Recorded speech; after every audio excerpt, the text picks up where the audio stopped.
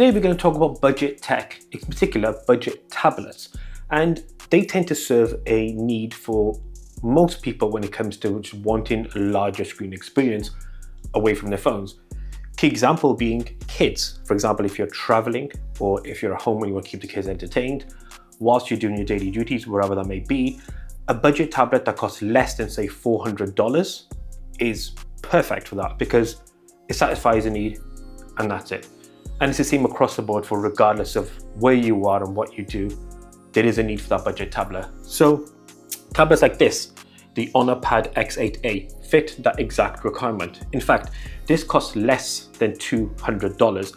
And for that, you get an 11-inch display, 90 Hz refresh, which is sick, thinner borders around the device, and then you got a Snapdragon 680 chipset, up to 128 gigabytes of storage, should you want to store anything on there, and then an 8300 milliamp hour battery, and Android 14 out of the box. So it's pretty sick, but there's a lot going on with the Honor Pad X8a. In fact, there's some sticking points that in our review, we're going to highlight later on when it comes to things like performance and why possibly budget tablets aren't really all they seem to be. But X8a, we know what it is, but the question is it any good? Let's find out. Now let's talk about the design of the Pad X8a. I actually quite like it. This particular color is the only one that comes in here in the UK, and then the camera pill here is actually quite nice as well. Aesthetically though, it is very, very good looking, and to be fair, the way the style, the feel, the fit and finish is again good, not premium in any way. But having handled the Samsung A9 Plus, review coming soon of that as well, this does feel very, very similar. They're roughly the same price, give or take, depending on specification. However, the main selling point for us on the X8a is the screen to body ratio, which you can get a rough estimation of what that looks like here. And the borders are symmetrical, but also they're not chunky. They're actually quite close to the base iPad you can get. So in terms of design, it looks really, really nice. Camera sits in the middle as well of the frame, one not in portrait but in landscape mode, which again is a huge win. In terms of OS, let's quickly touch on that.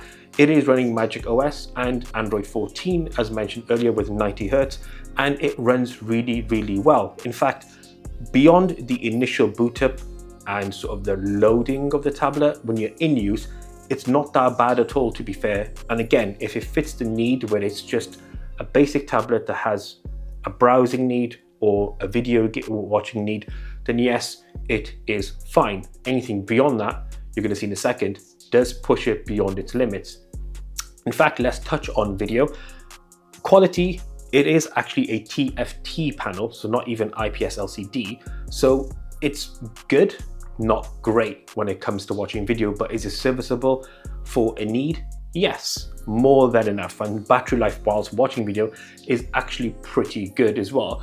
Now comes the bugbear point. So that processor that sits inside this tablet that powers it, alongside that RAM, 4 gig as we mentioned, up to 120 gigabytes of storage, we had some pretty major issues when it came to gaming. So normally we've never had this. As you can see in this quick video, you can tell that the control system for Call of Duty for some reason was recessed in the left hand corner and actually took multiple close downs, reopens, and then the only way it actually worked was to actually get killed in the game and then for it to reboot or respawn, sorry, and then we were able to get the controls in the right place.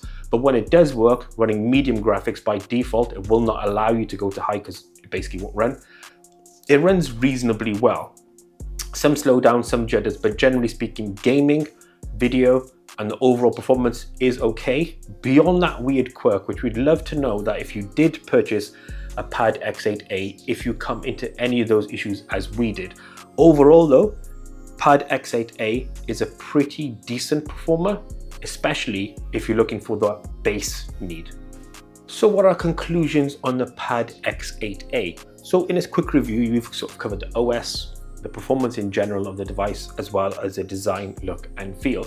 Now let's touch on design, look and feel quickly as a summary. Very good. Looks and feels really nice in the hand, easy to hold, easy to use, looks very much like a better version of a budget tablet. But when you think about budget, sometimes you get really high-end specs like a 90 Hz refresh panel, which this does, but then you lose out in other areas.